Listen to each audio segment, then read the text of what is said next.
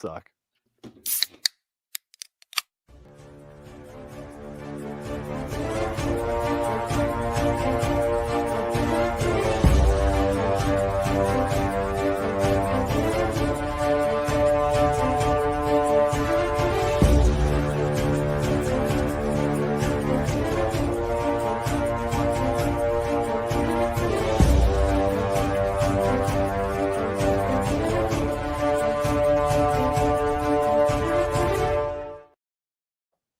Hey, everybody. Welcome back to the SCB Steelers Podcast presented by DEK Roofing Incorporated of South Florida.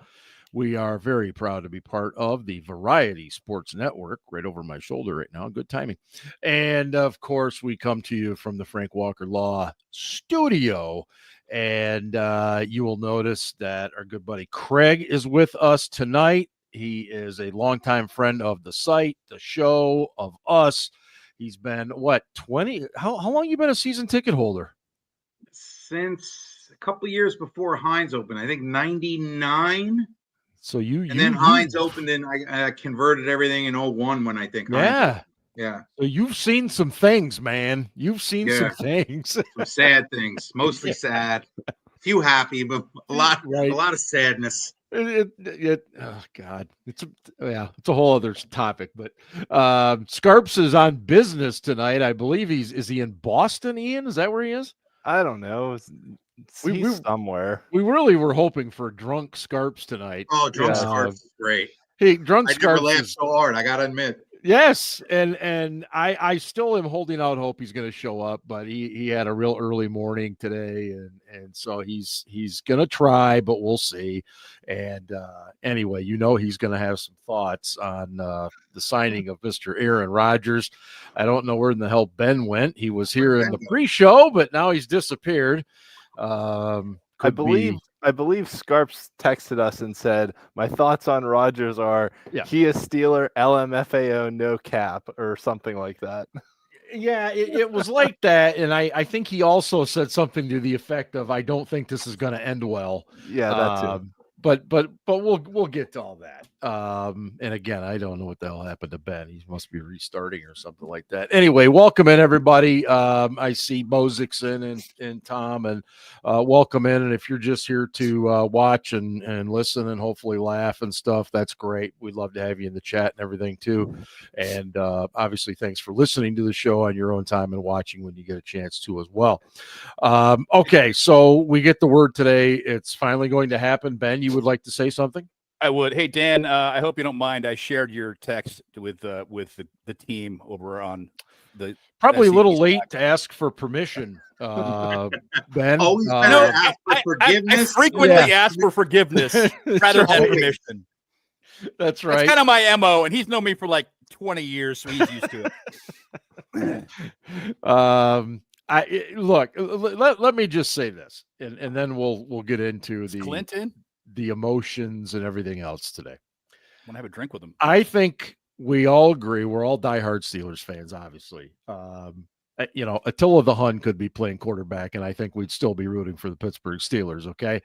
And I think we will be rooting for this team. Doesn't matter who's playing quarterback. That said, not all of us are handling this well. And one way or the other. So we had like 6 months to prepare for it. So we really did, but it's just, and we knew this though. We knew that if and when it was going to happen, it was going to be a different feeling, and so Craig, you're our guest. I'm going to give it to you. What is your feeling about Aaron Rodgers playing quarterback for the Pittsburgh Steelers? Oh man. It's really bifurcated here. I got to tell you, talent-wise, yes, he is the most talented quarterback on the roster now, and the team will probably be better that he's on it, but he's really hard for me to root for. Just, I don't know, and I just don't think, I'm not sure yet. I guess we have to see how he's going to handle. I don't know if the Pittsburgh fans and the media are going to like his, I don't know if you want to say it's his tone or the way he can handle the press or answering questions after games for tough losses. I don't know how he's going to come across at this stage in his career. I mean, they should be a better team with him at quarterback.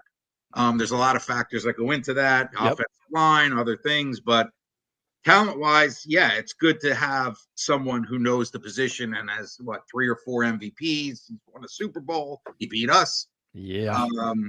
But I mean, this is really one of those situations where I root for the logo and not the player, because I'll root for him to do well, but he's really hard for me to root for. Yeah, I think you nailed it on the head. You root for the logo and at the same time recognize he's kind of a hard person to root for. Ian, go ahead, because I know when Ben goes, he's going to go off. So I'm just going to let you go first, Ian. I hate it, and it sucks.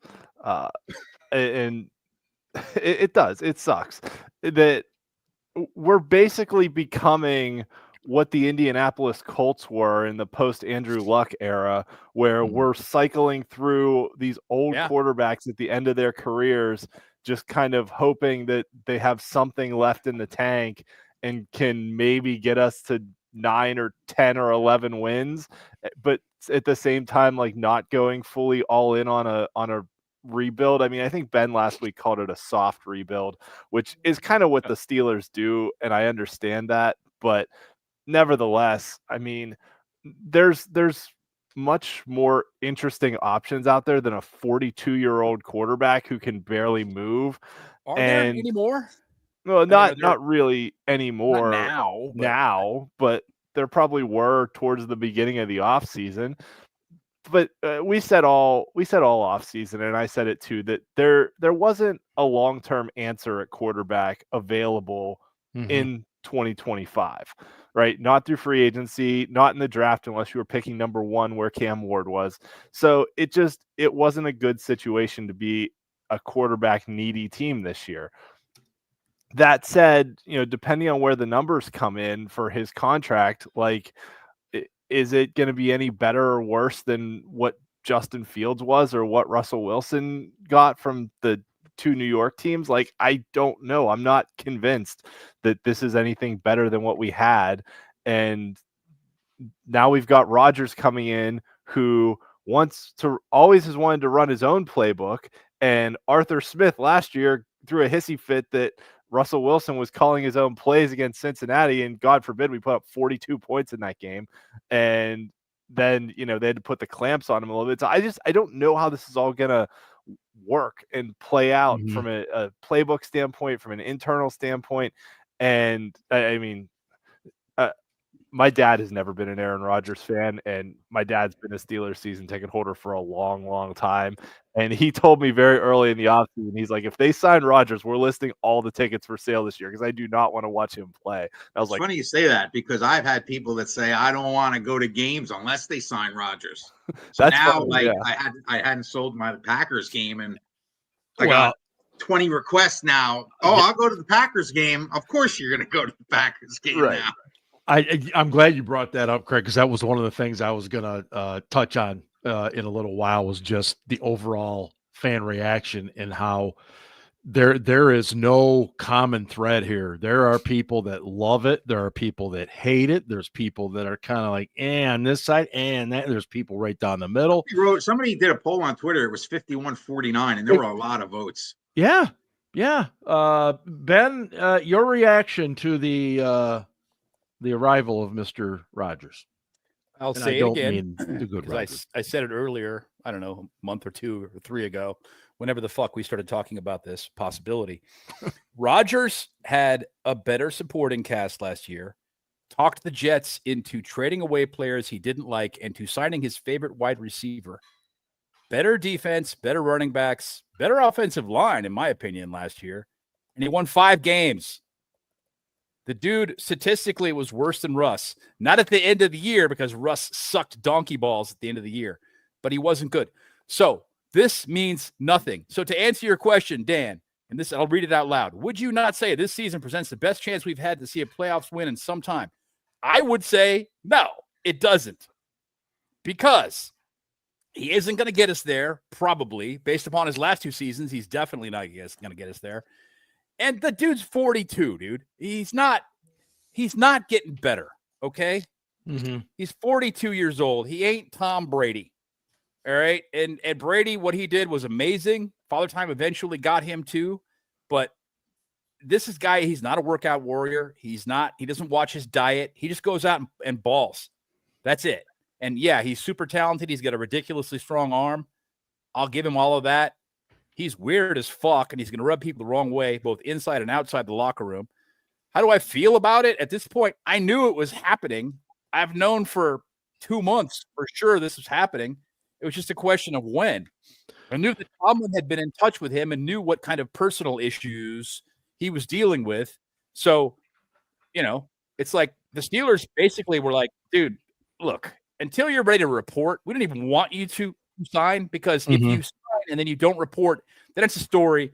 And all of our guys are going to answer questions all day long. What about Aaron Rodgers? When he's going to show up? When's he going to show up? When's he going to show up? What's the deal? What's going on? How do you feel about Aaron Rodgers? Aaron Rodgers, Aaron Rodgers, Aaron Rodgers. This way, as much as it sucked and drove us insane, it was better for the team, making all of us wait until he was actually ready to come in and dedicate himself to football, which hopefully he's going to do now. I don't know. We'll see. I don't think it matters much. I think we're paying whatever, $10 million or whatever the hell he said he'd play for 1 or 2 extra wins. One of them will be Chicago, though. So, hey, that's because the Steelers have never won in Chicago. Talk about a rub, man. Steelers can't win there. He never loses there. Mark is so fond of pointing out that the 1 and Steelers 12. never won in Chicago. 1 and 12. Dick. That's what I do. Ben, let me stay with you just for a second, because you mentioned something in reference to the fact that Aaron Rodgers, when he was in New York, basically got rid of guys to bring in his guys. Do you see that type of thing happening in Pittsburgh? Probably not. Yeah, I don't either. I'd be surprised. I don't think that the triumvirate, if you will, at the top, Art, Omar, and Mike T are that impressionable, or that. I don't think he has that kind of pull anymore. No. Well, I mean, I don't think he has the juice to make an organization bring in the players that he's just not that player anymore. Yeah, I think the Jets were desperate. The Jets were so desperate for him at the time they needed him, because they were. I don't think he can be manipulated that well. They were coming off the whole Darnold and then the Zach. I think Woody Allen is a guy who can be manipulated. I don't think those 3 guys are guys that can be manipulated. I think Art. Wait, Woody Allen? I'm sorry, Woody Johnson. Say, wait a minute. Oh boy, we making movies now? Whoa! There is a whole lot to go. We'll Thank just you. skip right over that. Anyway, Woody Johnson, everyone. Woody Johnson is more easily manipulated than those 3 guys. Not that I think that Art is a real football savant. I don't see that. I'd like to see a little more. Anyway, you're right. Woody Johnson is not, and Robert Saleh didn't have the juice that the organization that Tomlin has. No. So, yeah, that's a good point. Very big and difference the in thing the is, head coaches. Robert Saleh is a good coach. I take him as the DC right now. Absolutely. Absolutely. Ian, you wanted to comment on arm strength. Yeah, Ben mentioned Rodgers' arm strength, and his whole career, he's gotten by on arm strength. Like Ben said, Ben's absolutely right. But he has terrible mechanics. His footwork is horrible. He's always thrown off his back foot just got the ball there based on his arm strength. But so did Brett Favre. Yes, that's true. But my concern is, like, look at late career Peyton Manning, who had good footwork. When his arm went, he had nothing, right? If Rodgers' arm strength goes, he did have a Super Bowl ring. He did. That's true, because he had an elite defense. He did. Yes. But if Rodgers' arm strength goes, like, he's going to be horrible. He's got nothing, because he's just going to try and throw balls into places where he could throw them 10 years ago. And if his arm strength isn't there, he's not getting that ball there because he doesn't have the mechanics to do it. So if his arm strength goes, he might be the worst quarterback on the roster. I think one, the arm strength is still there. Favre even had it at the end. He didn't have the rest of it and couldn't play through it. and had some shitty results. At least Rodgers didn't do what I thought he was going to do, which was report in August. I really thought he was going to report in August. Right. And the Steelers were going to go ahead and sign him during the middle of camp. And I was going to be like, oh, you fuckers. So at least he didn't do that. That's a plus. We'll see what happens. My prediction, like I said, is, and this will probably ruin the earlier prediction I had about a win in Chicago, but early season injury, goes on injured reserve, is never heard from again. That's your in Pittsburgh prediction. Okay. That's my prediction. Okay. Craig? I mean, if he doesn't, I think, it's going to be frustrating because if they're, let's say they're, if they're just hanging around, Tomlin's never going to make a change off of Aaron Rodgers. That's the problem, right? If he's not hurt and they're meandering around the 500 mark, which is most likely because that's just where their talent level is on all levels, unless, their offensive line suddenly becomes the Hogs or something overnight. I just don't see, barring injury, like Ben said, I don't see them, moving off Aaron Rodgers through the whole entire. It's not like last season where he thought he had this gem in Russell Wilson. He wanted to take the cover off the Corvette and get it out there. He was looking for a reason to get rid of, Fields. In this case, his back, he knows, he thinks he knows what Mason could do. Will Howard is a pipe dream at this point. Quick retort. I don't think that he was looking for a reason to get rid of Fields. Fields did not play very well. Okay. Especially versus Dallas and even Ben, versus. Do you think the record of 4-2, 5-1, whatever is it was, deceptive? It was 4-2. Yes. He played really poorly in 3 games, one of which they put up 30 points. Against the Raiders, he threw for 145 yards, 0 touchdowns, you know what, 0 though? interceptions. He did play well against Indianapolis. He did. He played pretty well against and they Indy, lost. But I was at that game, and he played well. He ran in a couple touchdowns. He did that bad snap, that fumble that went by. They get a W there. They were down the entire game, so he had to keep throwing. And he delivered. That was the one game where I was like, okay, dude stood up. This is actually promising. I like it. Then the next week he had that dud versus Dallas. Did you want him to keep Fields, Ben? Did you think they should have kept him or no? After the Indy game, I was encouraged. I wanted him to, but at the end of the season, did you want them to re-sign Fields or not? He was the best available option in my opinion. Right. Because it was clear it wasn't going to work with Russ. It just wasn't. I mean, the personality conflict or whatever the hell it was between he and Arthur Smith wasn't working. And then he threw Arthur Smith under the bus by saying, oh yeah, well, I was doing what I wanted and calling audibles until the Bengals game, where I played really well. And then he told me I couldn't do it anymore. Like, dude, yeah, you got to have a relationship with that guy. You got to work with him every day. You can't do shit like that. I mean, come on.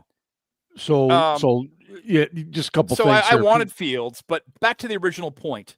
Yeah. The question you asked was 4-2 deceptive. Yes, he played 3 games really poorly, including his last 2. The Dallas game, he was atrocious. He was absolutely fucking horrible. And his last game versus the Raiders, they did put up 30 points, 31, I think. But he threw for 145 yards, 14 of 24 for 145, 0 touchdowns, 0 interceptions. He was not impressive at all. The dude it was like, as a quarterback throwing the ball, he was not impressive. And it was like, okay, and then Tomlin starts Russ, and right out of the gate, he plays really well. It's like, okay, well, he made the right decision. But it just wasn't that impressive. And even Fields acknowledged it that week. He said, if I'm being honest, I just got to say I didn't play well enough. But I can see late in the season where Russ was faltering and a lot of guys were like, let's put Fields back in, let's put Fields back in. Where he might have felt that he should go back in at that point. Like that was the best thing for the team to do, and Mike didn't want to do it. So that being the case, he might have been like, do I really want to go back to that? As to the situation this year, they don't really have a young up-and-coming guy who they don't really know what he's got, but they think he's really impressive and they like his talent. Sorry, Aaron, it's not Will Howard. He's not good. He was a 6th rounder for a reason. Shut up. So such a dick. So they don't have that guy, so nobody really is going to push Rodgers out of that position, even if he plays poorly. I think that I agree with you. Craig's correct.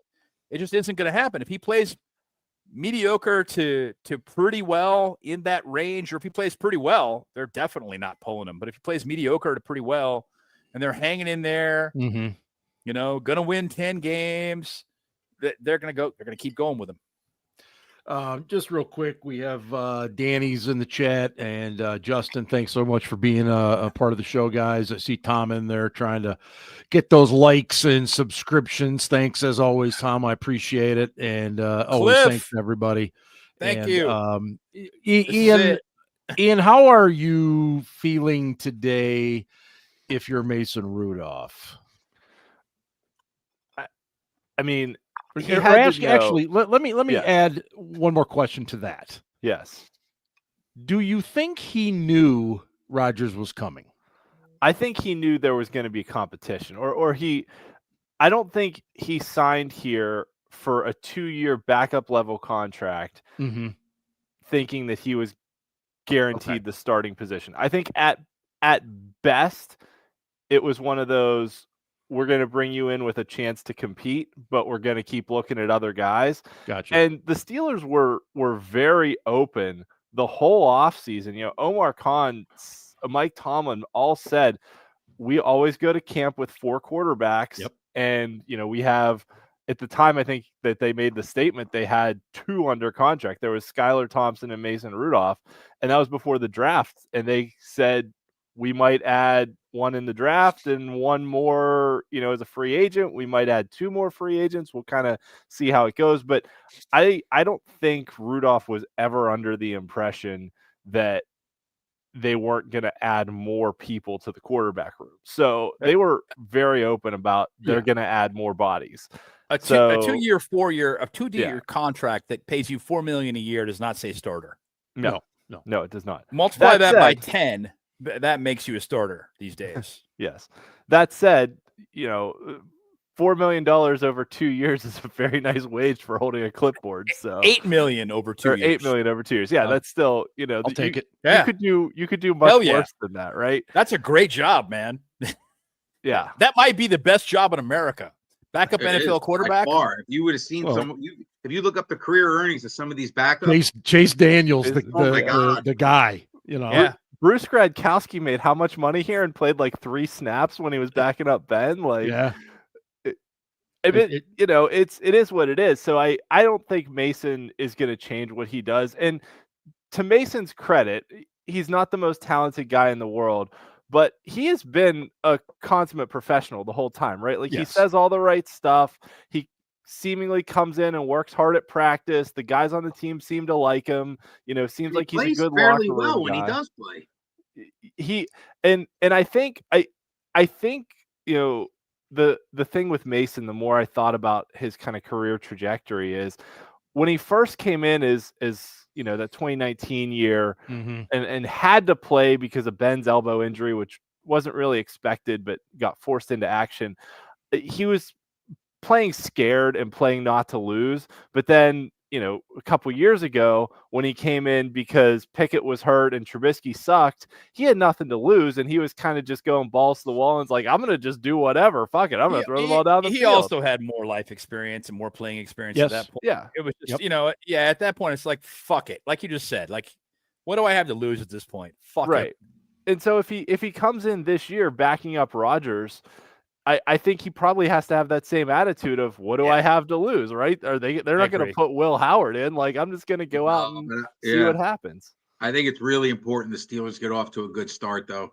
I think it's really important with Aaron Rodgers that they get off to a good start, because if they start 1-3, 2-4, it's going to be, we look at the schedules.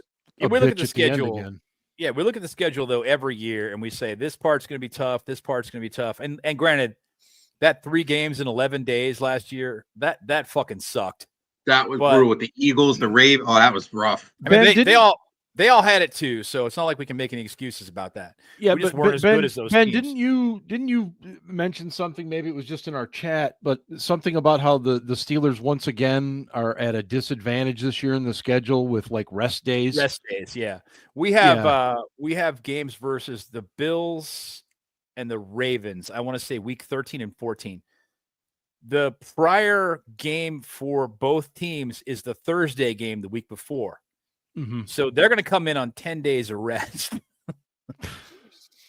One of those games is the Ravens away. The Ravens come into that game with 10 days of rest, and their Thursday before they play the Steelers is a home game.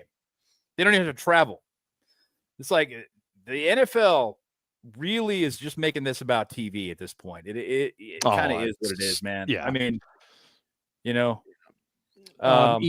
Ian, you wanted to address a question from KR? Yeah, though you put it up on the screen if you want to put it back up Sure. about getting booed in the home opener. So thinking back to last year, this is a legitimate question. So the question is, will Aaron Rodgers get booed in the home opener? I don't think he gets booed coming out of the gate, but if they start slow, I think the leash is very short. Let's not forget last year, Russell Wilson's first start against the Jets, they put up a field goal on their first drive and then basically did nothing the rest of the first half. Yeah. Right. They put up, it was what, 14-6 at halftime, I think. Or no, they put together that one big drive after Beanie Bishop's interception at the end of the first half. So basically for the first quarter and a half, they were bad. And I believe they got booed off the field at least once, maybe twice there in Russ's first start. And then they put it together. Yeah. And now we all have happy memories of that game because we won 37-15. So it's one of those things where if they start slow, I could very well see them, Aaron Rodgers and the offense getting booed, but I don't think he gets booed coming out of the gate. I think we all need to keep whatever happens in perspective. Yeah, I'm sorry. Yeah. One more thing. I think they would be very smart to introduce the defense. The defense. For the first game of the year. Yes. Instead of the offense. I was going to follow up with that. Go ahead, Ben. I think we all need to keep whatever happens there in perspective. These are Pittsburgh Steelers fans. They booed Terry Bradshaw at the end of his career. They booed Chuck Noll at the end of his career. Mm-hmm. They give no fucks. They expect you to perform, and if you don't, no matter what the circumstances are, they don't give a shit. They will boo. They don't give a fuck. A lot of frustration, though. Steelers, yeah, especially now because there is a lot of frustration. I agree with you, but Steelers fans ran out of fucks decades ago. So if it happens, it happens. Let's not read too much into it. It is what it is. Right.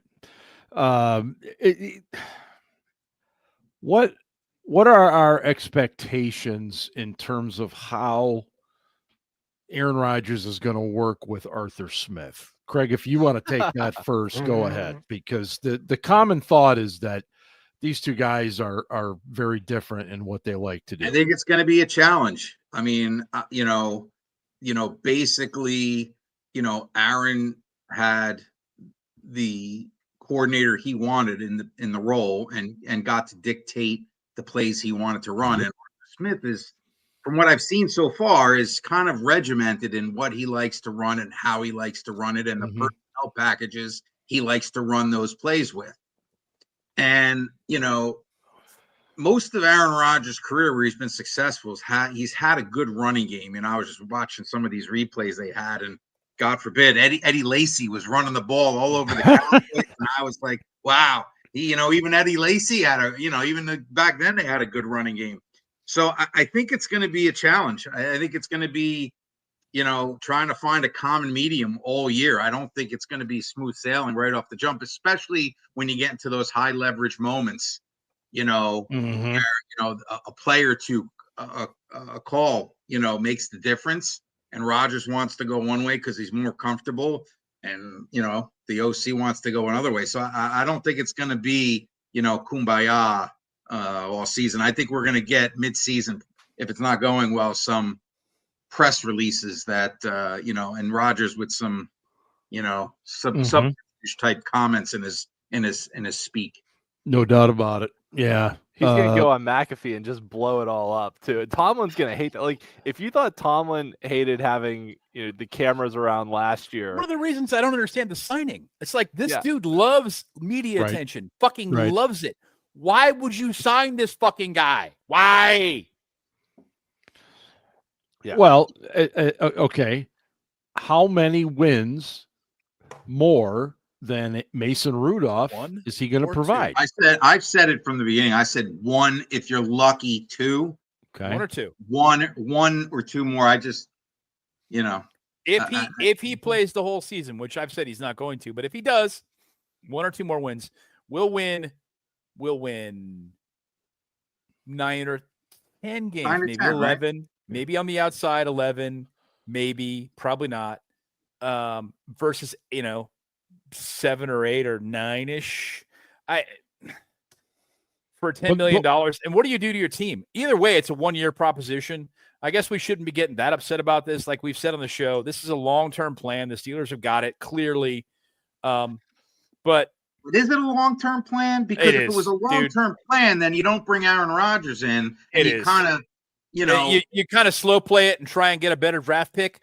The Steelers, they won't do that. They don't. And that's we'll just keep putting Band-Aids on it until we can acquire enough players to have a good roster.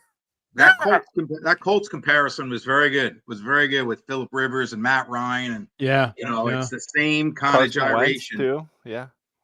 What Ian? What do you think that locker room is going to be like next week when he walks in?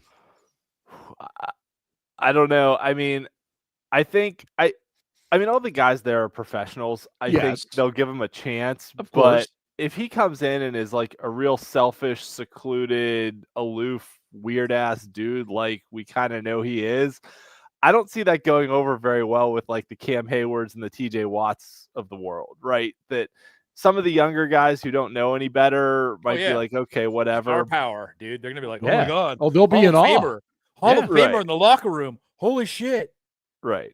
But like, compare it to Russ last year, right? That the I love everybody. Right. And not only don't worry, guys, everything's great. Don't worry. I'm playing like shit, but everything's fine. It's fine. But also like the whole offseason, like Russ was working with some of his guys. And remember the first time Russ talked to the media in Pittsburgh, he like had a scouting report on all the receivers. Like he knew everybody's like at least one strength about everybody. He was like, oh yeah, Calvin Austin's got great speed and George has great hands. And like he ran through the whole depth chart. And, I don't see Aaron having the same kind of relationship with the guys in the locker room. I think Aaron wants to be Aaron and he's kind of his own weird ass guy.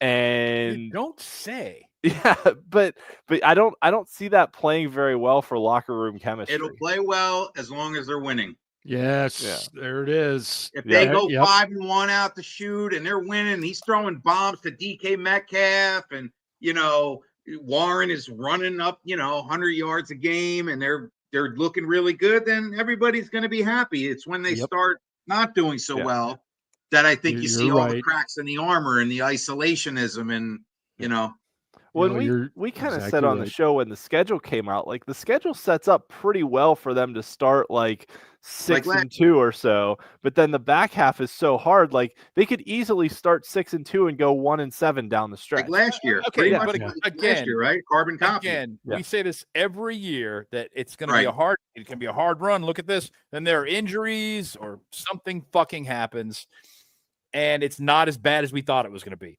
So. Let's let it play out. That's all I'm saying. I don't know. The first handful of games could be more difficult than the ass end of it. You never know what's going to happen. You just don't know, right? You don't know. One quarterback injury can change a lot of things for other teams, and we've been the benefactors of that in past seasons. Joe, I really, I'm sorry, Cliff. I really have to find this whiskey. This is the last of it, and it's so delicious. Oh my God. Joe brings up a good point in the chat here. He says Aaron will have Art fired by week 6, and obviously he means Arthur Smith, not Art, not Art. Now that would be news. Yeah, but we've all kind of said there's the potential for this kind of power struggle here. Yeah, who wins, right? Because Arthur Smith's on a 3-year contract, their usual coordinator contracts, right? And we all know Art Rooney doesn't like to fire guys before their contracts are up. Is there a winner or a loser in that? I think it's just going to be. Aaron's going to do what he does. Like if Arthur Smith does not give him the green light to audible, he's going to audible anyway. Yes. And again, if by week 6, tell me what their record is. I'll tell you who's going to win. Yeah. If they're 5-1, then I think everything else will be, fodder. That's not really that important. But if they're not doing well, I think, Tomlin's going to have a very tough situation to manage because the Steelers don't pay coaches to not coach. True. Yeah, exactly. True. Do we have any reason to believe that a lot of the things that we're talking about right now, they've already discussed, about the relationship that, this is what's going to happen, Aaron, Art, has Mike had that conversation? I don't know. I'm throwing that out there. They had to have had some conversations or else you're not going to bring them in. I mean, I think they probably ran it by Arthur Smith and said, what do you think about, AR in your system and the way you run your offense? And he's probably said, I could work with that. But, until they, personalities are funny. Until you get in and you start to know somebody and your feet are to the fire. Like I said, coming out of the gate, it's 4th and 2. Mm-hmm. And Aaron Rodgers gets to the line and Arthur Smith called a little hitch route to Freiermuth. And he's like, you know what? I ain't doing that. I'm going to do this. You don't really know how it's going to play out. No. And that's, I agree with everything Craig said, except one thing. There's no way Arthur Smith doesn't call the toss play on 4th and 2. You're probably right. Yeah, you're probably right. He loves that. Although they finally have a guy who can run that play. Yes, they do. They finally have a guy who can run that play. So frustrating. So it might work. It might. Yeah, look at this. People in the chat agree with me that he'd call the toss. Of course, you're right. I don't know what I was thinking. That was low-hanging fruit, Ian. Come on. Sorry. I'm not trying to throw Craig under the bus. Everything else he said was correct. Oh, no, it's fine. That's fine. You're probably right. Yeah. Can we all agree there's no way in God's green earth he's wearing number 12? No. I'm not going to say that. Only one I don't know 12. what the hell is going to happen. Right there. That's it. Thank you. Yeah. Thank you, Craig. Number 12, I know, right there. Craig is showing us. By the way, is that an Ian Whetstone painting? No, that's some other painting, limited edition. I got beautiful at some auction. Okay, wonderful. Because Ian, we know Terry Bradshaw is forever not me, 12, Ian. That's a different Ian. I have no artistic skills. Yes. Terry Bradshaw is forever number 12. We know he's not going to give the go ahead to use his number. No, he's not. Definitely not. So it's not officially retired, though. No. So I don't know what's going to happen there. Now, Corliss Waitman is number 8. Right. Which is the number that Aaron wore last year and the number that he wore in college. Correct. So what happens there? That's a curious question. Well, we also have the other punter, the Bill Burr lookalike. Oh, Cameron Johnson. Yeah. Yeah. The other Johnson. There's so many Johnsons. There's a lot of Johnsons. We just signed another Johnson. We did. Safety, defensive back. Yeah. So we got a wide receiver named Craig now, so that's good. Last name Craig, so we're good. True. That's right, the hyphenated guy. Yes. Yeah. So there's no guarantee that Corliss Waitman even makes the team. Yeah, true. No, it's a long shot that he makes the team, honestly. Yeah. If Johnston is healthy, he's been. Oh, you're right. It is Johnston, not Johnson. It's Johnston. Yeah. He's been one of the better punters in the league, his entire career. So yeah. Especially in placing the ball, not just distance, but placing the ball. The area where Waitman got much better last year was placing the ball. Mm-hmm. And I think the instant he gets cut, he gets snatched up. Because I would agree with that. He played well last season. Yeah. He had a very good year considering the times prior he had kicked. He was just kind of a boomer, and that was it. Any other thoughts on Rodgers before we hit maybe a couple other topics tonight? He's a dick. That sums it up. That sums it up. I said this at the beginning, and I'll say it again. It's going to be weird. I'm already tired of his fucking bullshit, and it's June. I mean, I was tired of it 2 months ago. Yep. The regular season wins in Vegas right now for the Pittsburgh Steelers is over under 8.5. Every fucking year, it's over under 8.5. Every single year. But Craig, it didn't move. Interesting that it didn't move with the Rodgers. Okay, that's what I was just going to ask. Is that with or without? Okay. I looked at it like 2 weeks ago. It was still 8.5. So we're not that far off. Surprised, honestly, that it hasn't moved at all. But yeah, okay. I mean, it did, unless they were anticipating Rodgers signing. The over 8.5 money did go a little higher. It's minus 145 now. So. You're betting you have to lay more money to take the over. Yeah. But yeah, I mean, 9 wins gets it done. If you're, Vegas thinks they're about an 8-9 win team.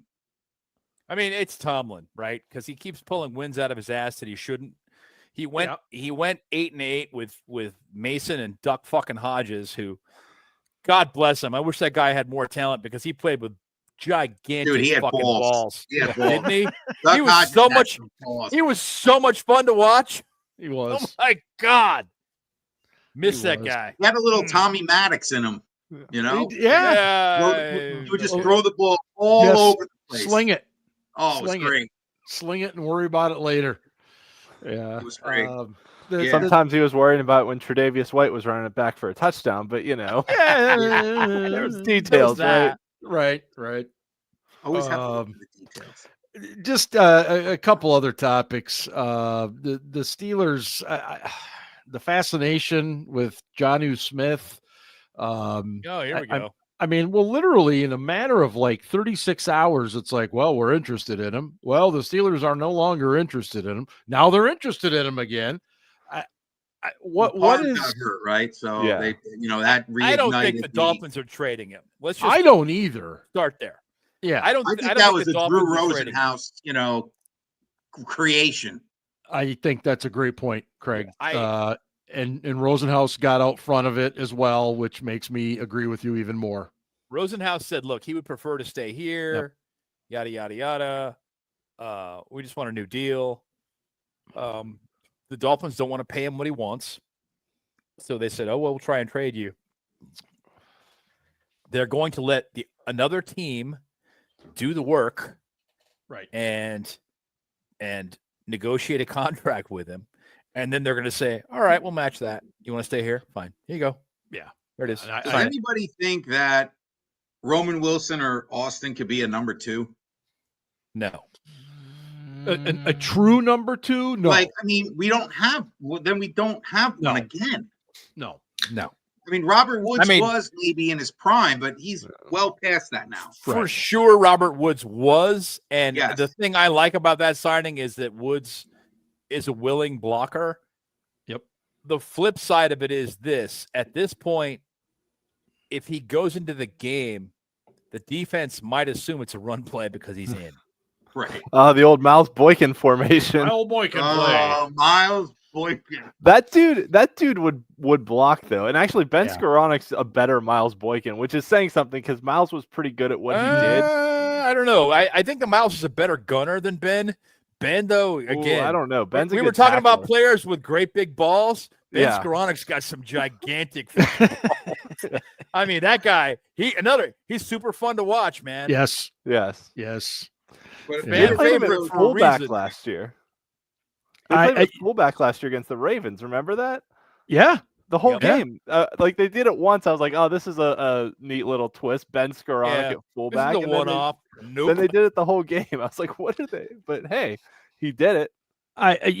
To Craig's question, I think they'll use, if they don't bring in anybody, then I think they're going to use a lot of motion, and they'll motion guys out to that.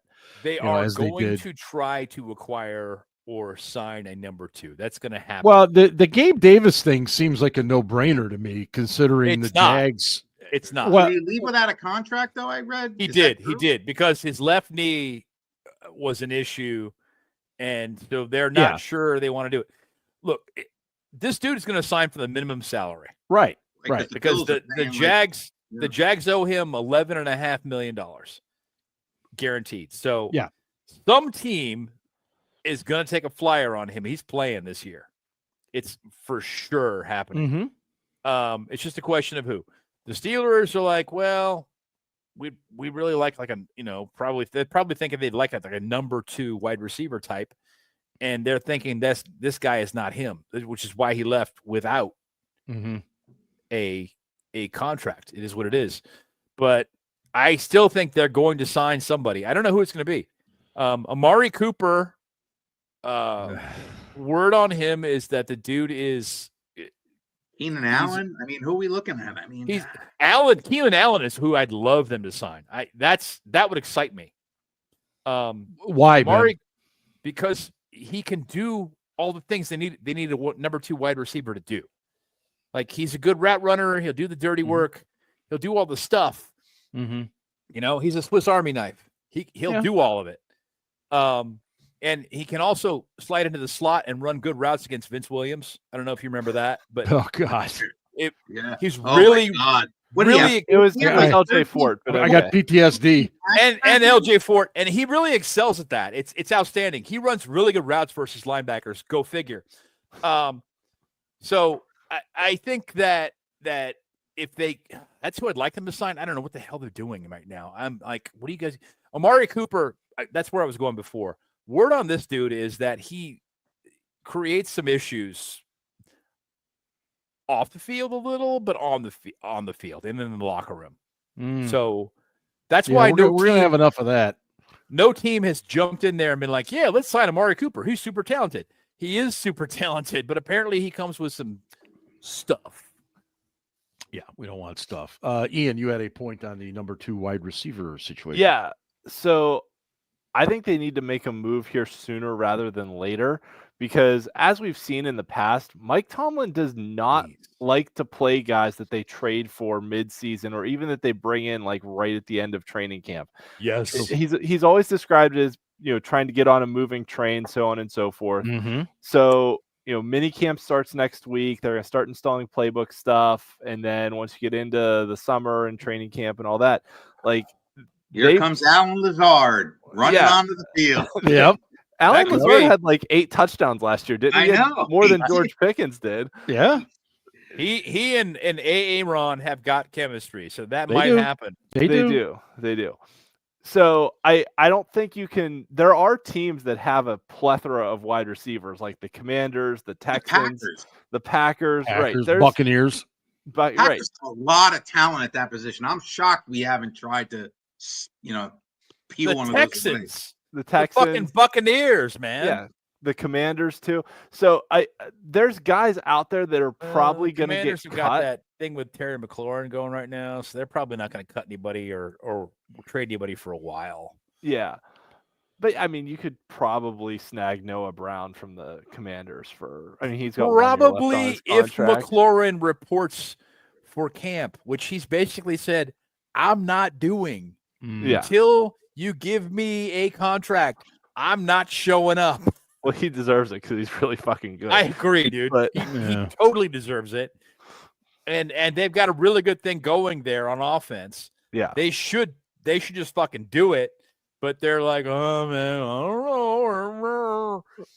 I don't know what the holdup is there. I have no idea. So at any rate, my broader point, though, was that they need to sign someone sooner rather than later if they actually want him to contribute this year. Yeah. If not, they're just going to be stuck in the same rut of, well, we traded for Mike Williams, but he doesn't know the playbook, so we can't put him in the game, even though, That was one of the nice things about having Ben at quarterback. Yeah, like, he could put anyone in. Yeah. He made Kobe Hamilton look like a good player. He would have the dudes line up and tell them what route to run, and the defense could hear him, and it still fucking worked. We didn't realize how good we had it, did we? God. Oh, I miss that. He could drive us nuts at times, but man, I'm telling you. No. You have an out. You're running a post. Fucking defense knew what was coming and still couldn't stop it. Yeah. we were going to talk a little position groups tonight, and obviously we're not going to talk about quarterbacks. We know what that is right now, but I'm kind of curious about what they're going to do with the running backs, and obviously injuries and all that stuff plays a part. But between Warren and now you've got the rookie in there from Iowa, and we did sign Gainwell. Is Gainwell kind of the odd man out if all things remain equal? No, I think he's going to be like a third down scat back. Mm-hmm. Kind of like Mewelde Moore. Yeah. Mm-hmm. Yep. If he's Mewelde Moore, I would take it all freaking day, man. Dude, I really hope he's that good. But if he's just a third down dude who like contributes on some downs and does enough to get us a handful of first downs a game, okay, cool. I'm good with that. But if he's like Mewelde Moore, who can actually go in and spot start, yeah, and he did a little bit of that at Philly. So no, he looked good when he came in to give relief. Yep. To, whoever. Yes. Yes, Cliff Patterson is still on the starter. Is still on the roster. Somehow. Sorry, been drinking. Yeah. I still say I would love to see Nick Chubb on this roster. So that would be nice. You know what? I would love that too. But apparently, Nick Chubb cannot return kicks badly, so he's not going to be signed. Yeah. So we really prefer to keep Patterson instead because he sucks at it. Number 32 kick returner in the league last year, but somehow still has a job.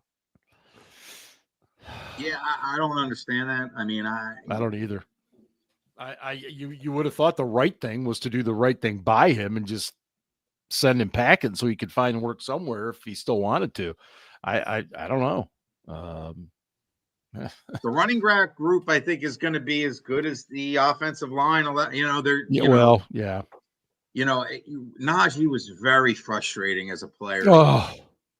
Very frustrating because Najee has really poor vision. I don't understand that. Yeah, like you just felt like he just wouldn't jam that freaking gap. Like, you could see. Okay, the offensive lineman has inside leverage, so you're gonna run behind his back. No, he go outside. I was like, dude, what the fuck are you doing? And maybe that worked for him when he was at Alabama because the talent level was lower with defenders, and so he could beat that guy and break for a good gain. In the pros, the shit does not work like that. No. Plus, we need a guy who can take it to the house.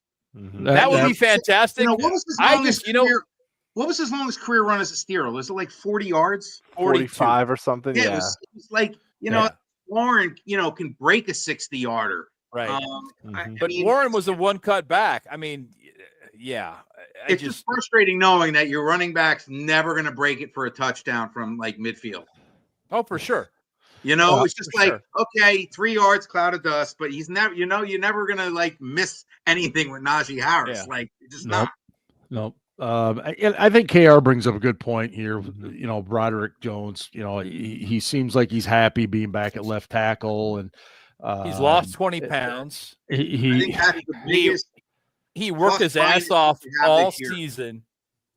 He did not have a good year last year, and he admitted that. His shoulder was hurt. He couldn't punch. I thought it was his elbow, but it was something on his arm. It was his elbow. I'm sorry. That's right. Yeah. So what the fuck, Burner? Really? Dickhead. Burner thinks he's Pickens showing up to the Christmas Day game. Here's a guy who doesn't understand time zones. That's fantastic. That's great. Sorry, Burner, man. Much love. That's great. So anyway, Jones gets to punch with the other hand this year. Okay. Yeah. Which is going to help him tremendously. Right. I think out of any player on their roster, the ceiling and floor for him is the widest. He could be really like all pro level, or he could be really bad. I mean, technically, and you don't really know yet. You have technically. You're right. His Greg. rookie year, he was pretty okay, but technically, he was terrible. He just kept winning on athleticism. He was the better athlete than the defensive lineman in front of him, so he kept winning that way. Last year, he was technically better, but he wasn't the better athlete. Mentally, I don't think he was there. I mean, he was there. He was penalty game. That was just right in a row. I was like, his mind is not. Yeah, no. He was screwed up. He was worried about not fucking up instead of just playing. Right. So when you start thinking, instead of just reacting, you start fucking up, and that's where he was. And yeah, it's a terrible place to be. And Steelers are basically like, yeah, play through it. You need to figure this shit out. Which I understand. I get it. Mm-hmm. But so I'm not throwing any shade there.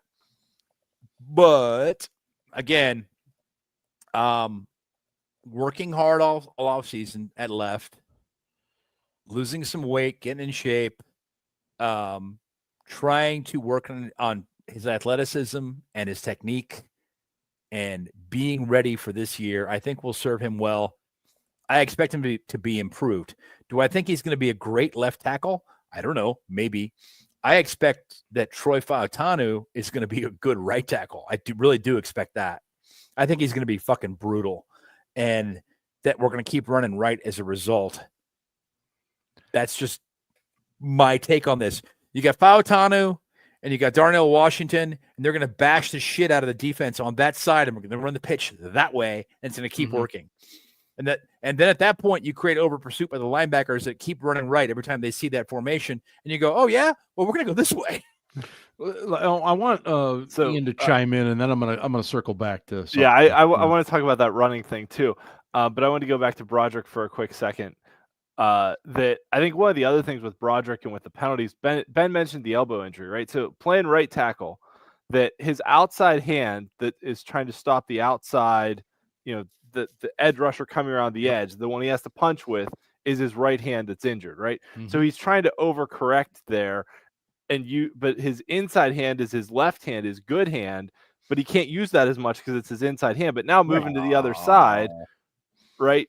Moving over to left tackle. Now the hand he's always used to punch that formerly was his inside hand is now his outside hand again. Mm-hmm. So I think Max Starks used to talk a lot about that because I think Max was left-handed, and he was always like left tackle is always much easier if you're left-handed because you're punching with your dominant hand versus your non-dominant hand. So I think Broderick being on the right side last year, and I'm not trying to make excuses for him, but I'm just trying to logically figure it out, right? Like having to punch with his injured arm, I think made a difference in his performance. And maybe some of that was he got a little grabby. He tried to get guys in his chest and hold them and whatever it was. But to Ben's point too about running to the right, not only Fautanu at right tackle, but Mason McCormick at right guard, who now seems to just be the starter there.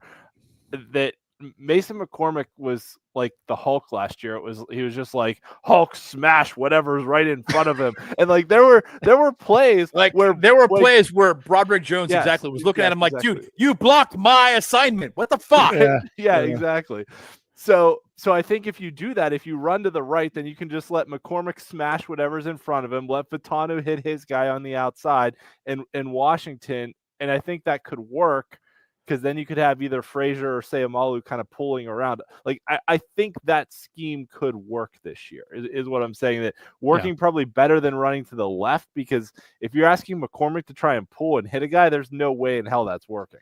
He's not a pull guy. I'm going to smash the guy right in front of my nose. I do think though the McCormick will be much improved this year. I do as well. Yeah, I do as well. I don't know that he's going to be outstanding as a puller, exactly. Like on the move, like you just talked about, or really good in zone. And, what Arthur Smith runs is a ZBS offense. I mean, I think the O-line is going to be better. I have more worries about the D-line than the O-line. I think the O-line's actually athletic and young and going to play better than last year. I'm not really worried about the D-line. I think it Fautanu. And then I also think that, I love Isaac Sayamalu, but I also worry about injury.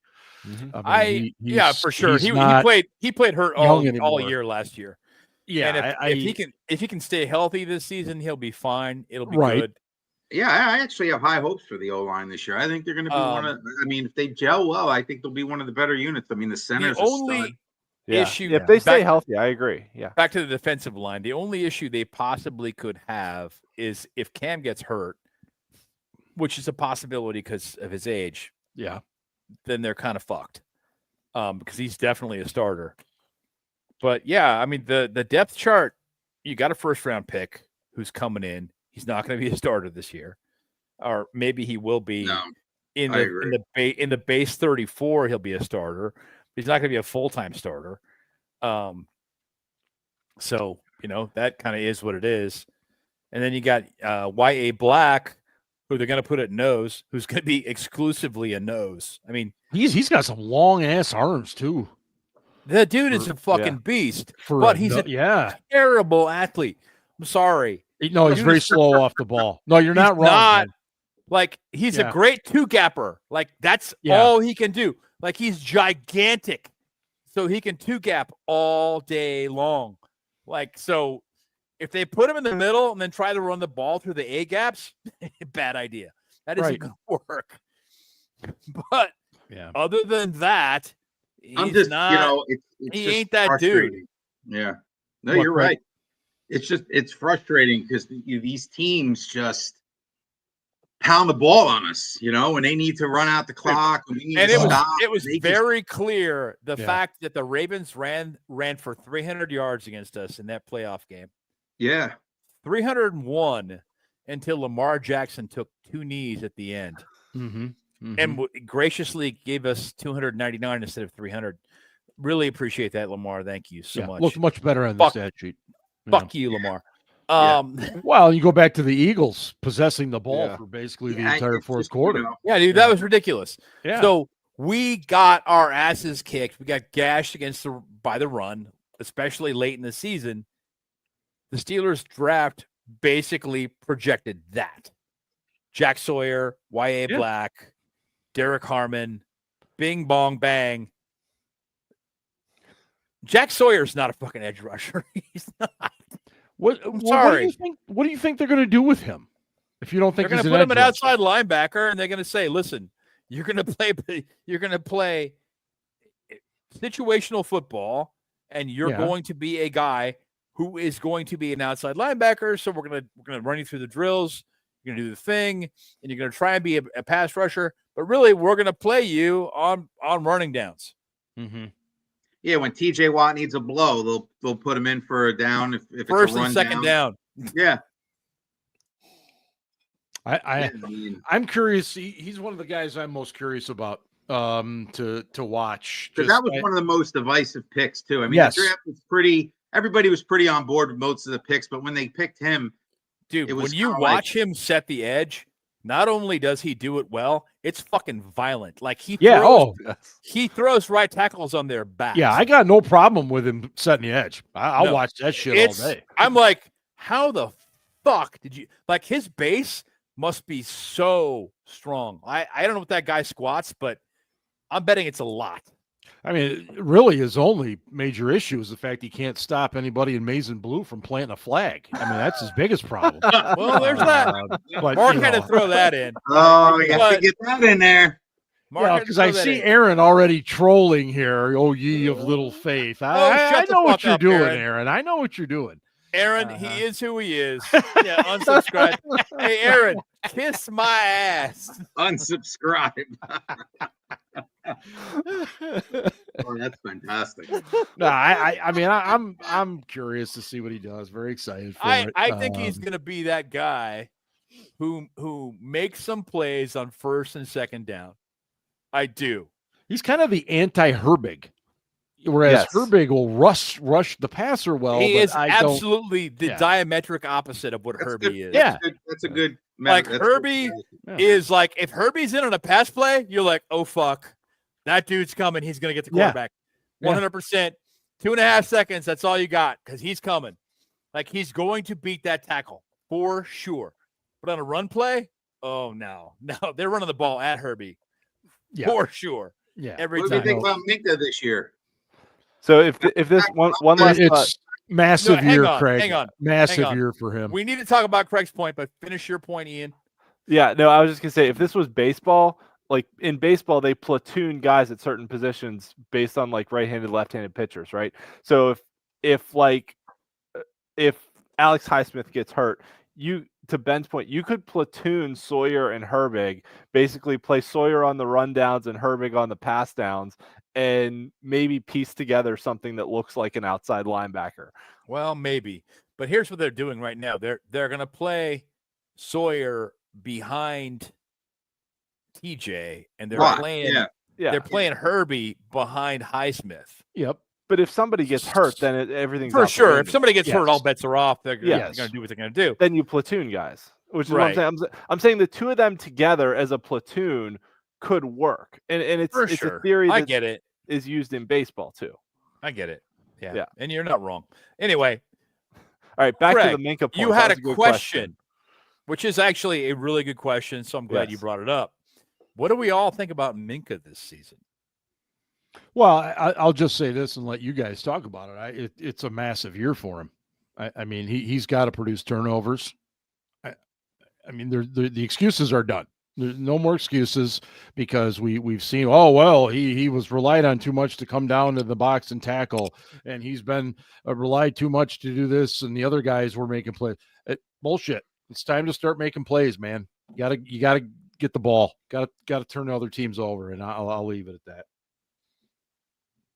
Yeah, I mean, he was a ball hawk, and now last year was a really down year for him. I don't know if he was, he leads you to believe that it was schemed that way. Yep. But to me, athletes make plays, splash plays. They find a way to make a difference in the game, and he just didn't last year. Last year was just awful, to be honest. Watching him perform. Missing tackles. Yep. Sometimes it looked like he didn't even, and I hate to say this, but it looked like he didn't put the effort in. And that I don't really see that as Minka being that type of player, but it looked like he gave up on plays sometimes. I'm hoping that I don't think he gave up on plays. I think he was out of position a lot, which that's the part that bothers me. So you think that's a communication issue? No. Well, there was some communication issues last year, which that bugs me a little bit, but no doubt about it. The bigger thing to me is Minka being out of position, because Minka is the guy. He's smart. Like that's why they want him at free safety. Like he's Burner's comment. Oh my gosh. What did it say? I missed it. It's nice not to have Ben. It's nice not to have to hear Ben sound like Stephen Hawking. Thanks, Burner. Or Peter Frampton, for that matter. Yeah, the last few weeks, Ben's microphone sounded like Charlie Brown's parents sometimes. Anyway, back to the point at hand. Minka, the dude last season was disappointing. No fucking question. Yep. And you're right, Mark. He's out of excuses. Absolutely. He was out of excuses last year. I mean, right. That's exactly what I mean. That's why Scarpino is so hard on him. Like the dude, and he told everybody that it was scheme related. I'm not really buying that, because he did look as though I don't think he took plays off. I don't think he was confused. I think that he was out of position. And that's the thing that bothers me. Is it frustration? I don't know. Which then leads to I don't think he's trying. I don't think he's trying to force it to try and make plays. I think that the guy is out of position a lot, and it bothers me. I mean, it's like, sorry to make the comparison, which isn't fair. He's not Troy Polamalu. Like, Troy was never out of position. Even when he was out of position, he wasn't out of position. Troy was in his position. Because he was so fast to recover that it didn't fucking matter. He was never out of position. Minka ain't that guy. And that's where I'll leave it. I think there were several guys on defense last year And it's a bit of both, Burner. Minka was one of them, but there were several guys on defense last year who at times made business decisions on whether or not they were going to be physical and aggressive. But Dante Jackson that's kind of like my point. That's my point. Yeah, I was trying to make originally that Dante Jackson was hurt a lot of the season, and he's a little guy on top of that. So yes, he made business decisions. This is why he wasn't re-signed. But the dude, when you're 185 pounds in the NFL and you're not healthy and you got to try and hit somebody and got a bad back, if it's not third down, you're making that decision. Yeah. Craig, go ahead. You wanted to finish your point. I was going to just say that, there are a lot of, like Ian was saying, there were a few players. I mean, Sutton was always, I mean, I have nothing really left to say about him. I agreed. But he's right. There were a few players that just sometimes looked like they were making business decisions. And I think Minka was one of them at particular times. I never got that sense. I just I thought he was out of position. I think making a business decision. I thought he was out of position and disappointed in himself, and he should have been, because frankly, he just didn't play very well. But don't you think all those things add up to? Yeah, and I think some of it, what I saw with Minka, as I remember back to last year too, both going to games and like watching him and trying to watch some of the All-22, it seemed like he was like jogging or floating for like the first half of the play. Like the play would start and he just kind of like, he wasn't going full speed at the start of the play. He just kind of like hang out and see what happened. And then if the play came his way, he'd go after it. But then like, because he wasn't already in motion, he wasn't able to get there in time. But that's what he's done when he's made big plays. He's played instinctively and just flowed through and made big plays and played instinctively. Last year, that didn't work, and he was out of position. That's kind of what I'm saying. It's like the Minka thing,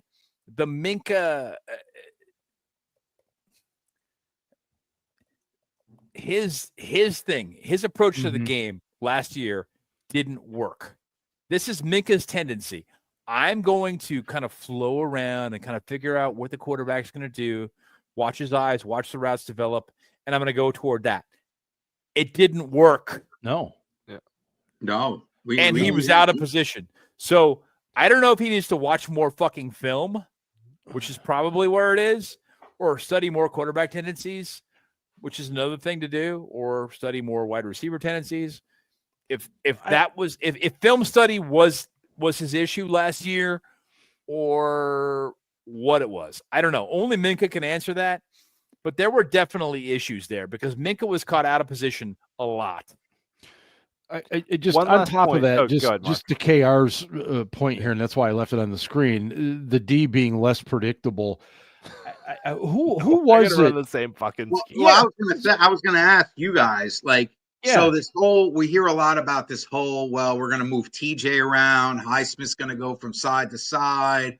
I mean, do you really think that, they're going to re-scheme their defense to not have it so predictable? Because we all know TJ was, stagnant in the one spot, and that's where he rushed from. And that was pretty much it. He wasn't running up and down the line like a Myles Garrett trying, going into different spots. Like, he was in his spot. Highsmith was in his. Do you really think they're going to change that much this year? Well, they've done the three pass rushers before. So I don't think that's necessarily a totally foreign concept. So they can move TJ around, especially on key downs, if they want to. But the question is, will they? Terrell Austin. Do you think they're going to do that? Well, I mean, TJ was open about it. He's like, I need to be more open about moving around.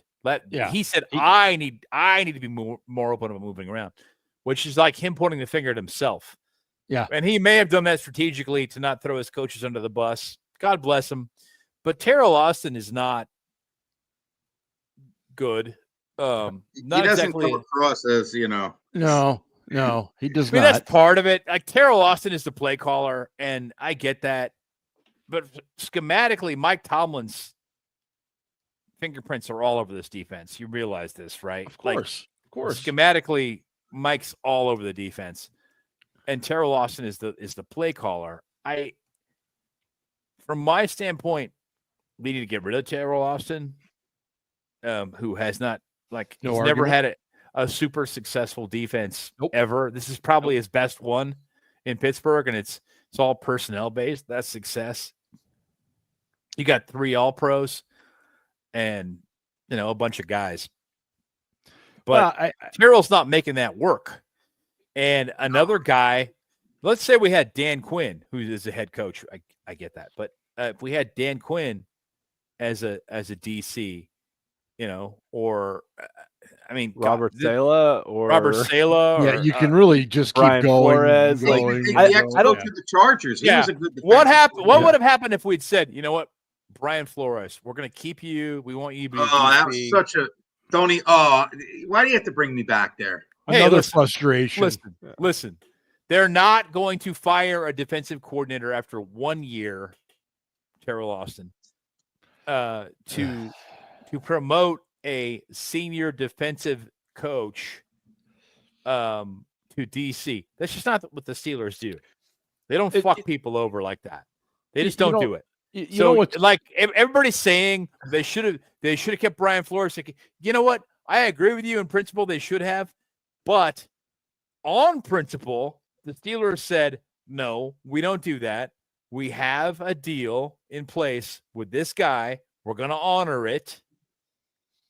And the problem is they let a better coach go in favor of a worse coach, which I understand the principle of it, but like at the same time, you let a better coach go on, Ian.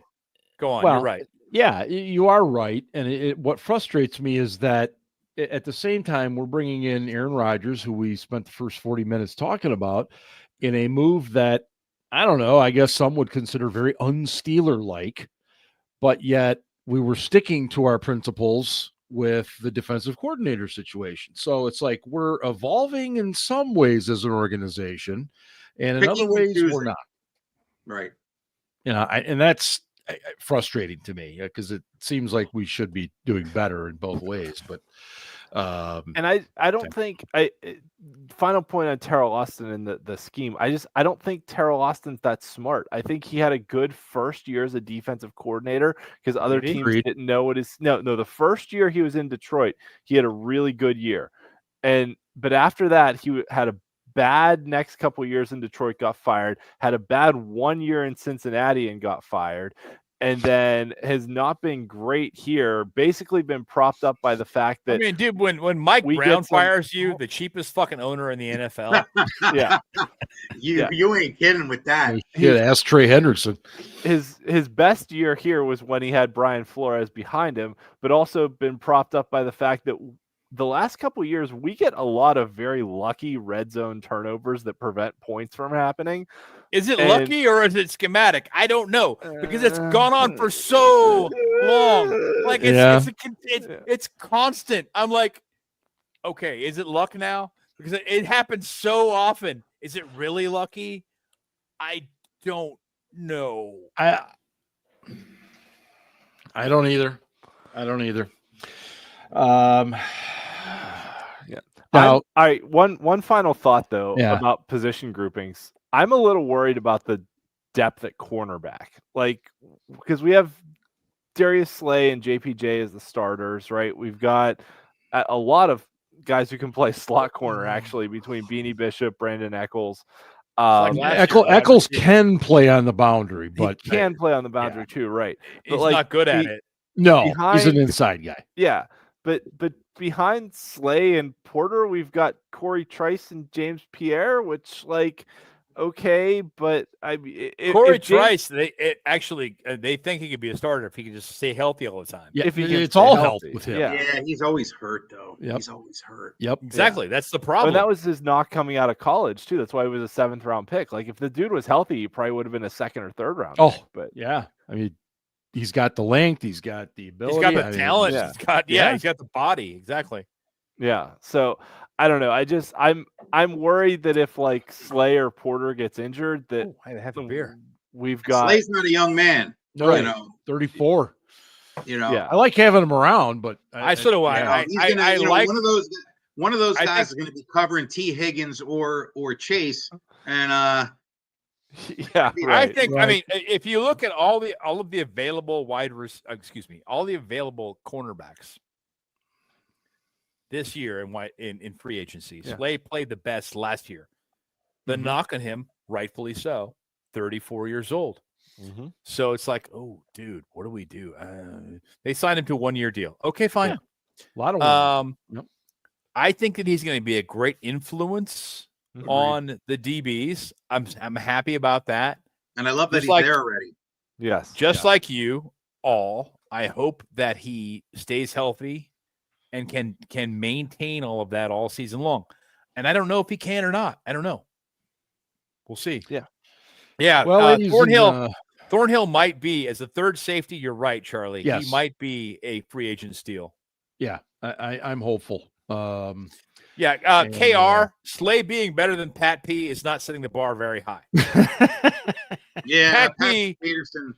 Pat P was not good. We got him. Yeah, he was at the end, man. He was not good, dude. End. I mean, like mentally, I think he helped Joey, but I don't. He didn't have the tools, man. He was done. I mean, I think he was okay at free safety, but we already have one of those. So you'll notice that Mr. Scarpino is not here, and that normally means that Mr. Casey Kasem is not here. However, we have a Casey Kasem approved fill-in tonight. Ian is going to do his best Casey Kasem Scarp / Casey Kasem impersonation tonight. It's gonna be horrible. It is gonna suck. So be nice, everyone. More. Be nice. It's funny though. It's gonna be funny. It's gonna be good. Next time you have to do this, drink a lot more. I'm telling you. If you were slurring your words like Scarps was in Atlanta, it'd be funny anyway. Right. Remember how funny that was? Ladies and so gentlemen, horrible. Ben, would you shut the hell up? Without further ado, Casey Kasem Jr., take it away. Casey's Coast to Coast, American Top 40. All right. Hello, everyone, and welcome to the week that was June 5th, 1976. Our normal correspondent, Ryan from Pittsburgh, is off this week microdosing with his best friends from Steelers Twitter at a Fish concert. So we're left with a backup coming off the bench. This is the Duck Hodges equivalent of Casey Kasem. So if it sucks, I'm sorry. If it sucks, fuck you. Ian from Pittsburgh writes, Dear Casey, if you go chasing 9 wins and you know you're going to fall, tell him an ayahuasca-smoking quarterback has given you a call. Casey, that's of course a parody of Jefferson Airplane's White Rabbit to celebrate the Steelers signing Aaron Rodgers. Casey, as you know, Jefferson Airplane was reincarnated as the significantly worse Jefferson Starship. Much like how the Steelers are recycling old players who are worse versions of their younger selves. But congratulations to the Steelers for finally finding a date to the quarterback prom. Unfortunately, their date is their chain-smoking aunt, who is best described as McKeesport hot and looks more like Craig Chiquino than Grace Slick. That's fantastic! McKeesport hot, yes! Oh, Rodgers is McKeesport hot. Oh, Unlike the Steelers, I'm not going to send an apology email to angry boomers from the Mon Valley. Casey, I did see something that made me angry today. Some popular social media accounts were posting edits of Rodgers in a Steelers jersey wearing the number of a beloved former quarterback. I'm of course talking about him wearing the number 8, the number of former XFL MVP Tommy Maddox. Just kidding. I meant Kenneth Shane Pickett. Some Steelers sites really can't get over their Pickett boners and are still posting updates of how many passes he's throwing to Browns defenders. I guess some things never change. No, wait, hold on a minute, Casey. I just got another apology email from the Steelers for something Aaron Rodgers said on Joe Rogan's podcast. Now, If Mike Tomlin hated Hard Knocks, he's going to love Aaron Rodgers airing his dirty laundry on the Pat McAfee show. You know, Casey, people love it when you lose. They love dirty laundry. But unfortunately, the Steelers aren't trying to lose. It feels like the Steelers are stuck in the same cycle of hoping an old quarterback still has something left in the tank to get another non-losing season. Meet the new boss. He's the same as the old boss. From Ben to Russ to Rodgers, nothing ever changes. We're right back where we started from. Well, Ian, you're no Ryan, but staying at number 15 this week, here's Maxine Nightingale with Right Back Where We Started From. hey, that was well done. Very well done, Ian. Very well done. Excellent effort. That was way better than I expected. Yes, that is an excellent effort. Scarp should be proud. I guarantee you he's probably half drunk and asleep on his hotel bed. Yeah, the asshole not checking in was not cool. Fuck I'm no Scarps. I tried. He's past. Like I said, if it sucks, I'm sorry. You did great. It was funny, man. It was good. Good stuff. Next week we'll have the latest on the OTAs. We'll have wrapped up, which means we will know what Aaron Rodgers looks like in the black and gold. I can't believe I'm actually saying that, but it is what it is. Do we have any final predictions of the record for the team this year? Yeah, sure, buddy. I'll say 9-8. Why? Going out on a limb. Going out on a limb. That's right. That's right. Why not? Why the hell not? I'm going to say 9-8 or 10-7. I'll say 8-1 just to be an asshole. 8-1. That would. I was going to say 8-9. 8-9. Yeah. Break the streak. It just right. It just feels. I mean, honestly, if it was 8-9, I wouldn't mind it. Like seriously, better draft pick. We're not winning a fucking playoff game anyway. And I just think the schedule. I know injuries, but the schedule. I get it. The back end of the schedule is tough. There's no question, especially talking about the rest. The rest disadvantage. I want to say it's like week 13 and 14, which is late, man, already. And Kevin we have the early bye fucks us over too. Again, yes, I hate that. Yeah. But we'll kind of see what happens. But it's another one. To me, it's going to be a mirror of last year. You got to get off to a quick start. Very similar. We're not winning a playoff game this year anyway, so I'm kind of like, who cares if we win 8 games and Tomlin's streak of non-losing seasons is broken? I think all of us will be grateful for the fact we don't have to talk about it anymore. And I seriously think that Mike will be. He might be too. I don't think he gives a fuck about that. I think he wants to win. Yeah. And he's trying to talk about dumb shit like that. Non-losing seasons. That's super cool. I love the enthusiasm of optimism of Kevin and George. Man, fantastic optimism. Kevin and George, I wish that I could share that. And I want to. I'm really trying to get in touch with that optimism you guys have, but I don't have it because I'm a realist. Is there a scenario? You're also an asshole. Is there any scenarios you see them winning a playoff game? Is there any possibility that I see them winning a playoff game? Yes. If Lamar and Joe Burrow both get hurt, and we can win the division, then we have a shot to win a playoff and we game. If we win the division, and we're playing the problem is all the teams have are good quarterbacks. Good. Yeah. The AFC is loaded. I agree with you. Yep. I don't know. You know how long I've been prepaying for playoff tickets for home games that you didn't get to go to? Yeah. So you got a refund. A while, my man. There's that. Hey, make sure you check out the website, steelcityblitz.com, and check us out on Corian, you're right. I'm the show killer. He's the show killer. He is. He's just dragging us down. We're gonna lose it. We're gonna lose our top Steelers podcast from FeedSpot if Ben keeps this shit up. Fuck off. In any case, have a great week, everybody. We'll be back next week, and Aaron Rodgers or not. For having me, guys. See you soon. Go Steelers. Ravens suck. Ryan, what the fuck? Poor priorities. That's all I'm saying.